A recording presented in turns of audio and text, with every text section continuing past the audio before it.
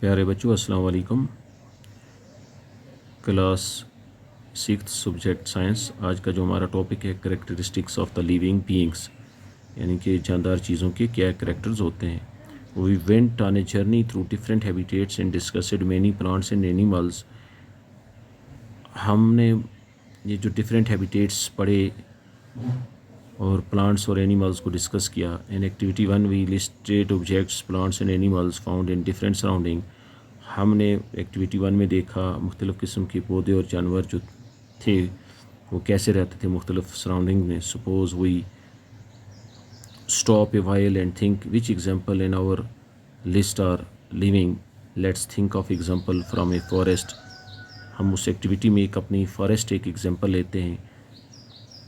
Trees, creepers, small and big animals. अब forest में जाएँ वहाँ पे आप ट्री भी देखते हैं, वहाँ पे क्रीपर्स भी देखते हैं, वहाँ पे स्मॉल प्लांट्स भी देखते हैं, बिग एनिमल्स भी देखते हैं, बर्ड्स देखते हैं, स्नैक्स देखते हैं, insect, rock, soil, water, air, dry leaves, dead animals, mushroom and moss may be only some of the objects that are present in the forest. Which of these are living? अब हम इसमें देखें इनमें से कौन सी living है।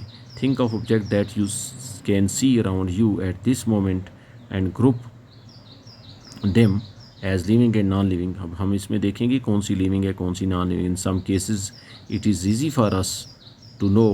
For example, object like chair or table in our homes, we know they are not alive, they are non-living things. A chair, table, stone or a coin, we know that they are not alive, ये ज़िंदा नहीं हैं, and so they are called non-living things. Similarly, we do know that we are alive, हम ज़िंदा हैं, and so are all the people of the world, जैसे कि दुनिया के और भी इंसान।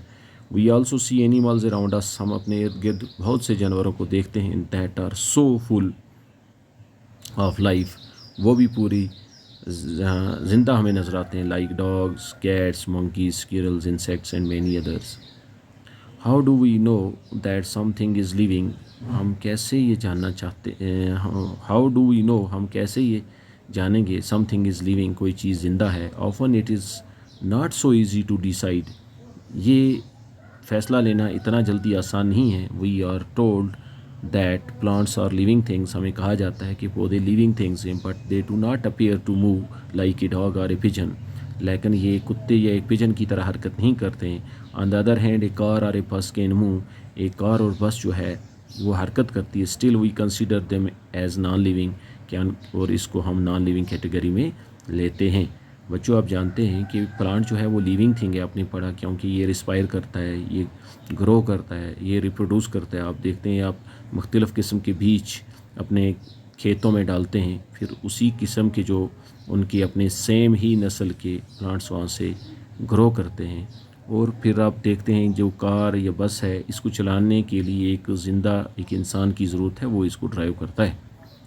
Plants and animal appear to grow in size है विद टाइम, वक्त के साथ साथ पौधे और जानवर जो हैं इनका कद जो है वो बढ़ता है। But then at time clouds in the sky also seems to grow in the sky, clouds जो हैं वो भी बढ़ते हैं। Does it mean that clouds are living? No, इसका ये मतलब नहीं है। So how does one distinguish between living and non living things? हम अब लिविंग में और नॉन लिविंग में फ़र्क कैसे जानेंगे? Do living things have some common characters? क्या जानदार चीज़ों के कुछ कॉमन करेक्टर हैं? What characteristics do you have while make you different from a non-living thing? List a few of these characteristics in your notebook. Look at your list and mark those characteristics that you have listed, which may also be found in plants, in animals or plants. Some of these characteristics are perhaps common to all the living things. कुछ characters जो हैं वो जानदार चीज़ों के common हैं। Do all living things need food? Yes. In chapter 1 and 2, we learned that all living things need food and how essential it is for animals and to us. आपने देखा कि हर जानदार चीज़ को बढ़ने के लिए उसको ग़िज़ा की ज़रूरत है। We have also learned that plants make their own food. हमने देखा कि पौधे अपनी ग़िज़ा खुद बनाते हैं through the process of photosynthesis. Photosynthesis की मदद से ये एटमॉस्फेयर से कार्बन डाइऑक्साइड लेते हैं, सनलाइट होती है और प्लांट्स के अंदर ग्रीन कलर पिगमेंट होता है, क्लोरोफिल जिसे कहते हैं, आपने पढ़ा है। फिर ये अपनी ग़िज़ा बनाते हैं, कुछ अपने लिए स्टोर करते हैं और कुछ हम इसको इस्तेमाल करते हैं। Animals depend on plants and other animals for their food. जितने भी एनिमल्स हैं वो प्लांट्स पे ही डिपेंड करते हैं अपनी ग़िज़ा के लिए। Food gives organism the energy. ग़िज़ा जो है हर जानदार चीज़ को ताकत देती है, needed for them to grow, जो इनको बढ़ने में मदद देती है। Organisms also need the energy. जानदार चीज़ों को भी ताकत की ज़रूरत है फॉर अदर लाइफ प्रोसेस, जो भी इनको दूसरे ज़िंदगी के काम करने हैं, that go on inside them, जो इनके अंदर लगातार होते रहते हैं। Do all living things show growth. क्या हर जानदार चीज़ ग्रोथ दिखाती है। Does the kurta you had 4 years back still fit you. No. अगर आपने एक कुर्ता पजामा 4 साल पहले लिया है तो उस टाइम आप 3rd क्लास में थे, तो क्या आज आपको वो फिट होगा। नो, ऐसा नहीं है। You can not wear it any more. अब आप इसको नहीं पहन सकते हैं। Isn't it. You must have grown taller during these years. अब तुम तो इन सालों में बड़े होंगे। You may not realise it but you are growing all the time and in few more years you will become an adult.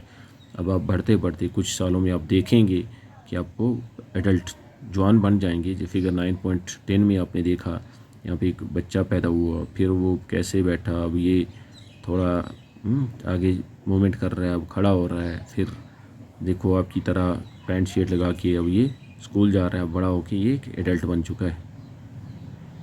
Young ones of animals also grow into adults.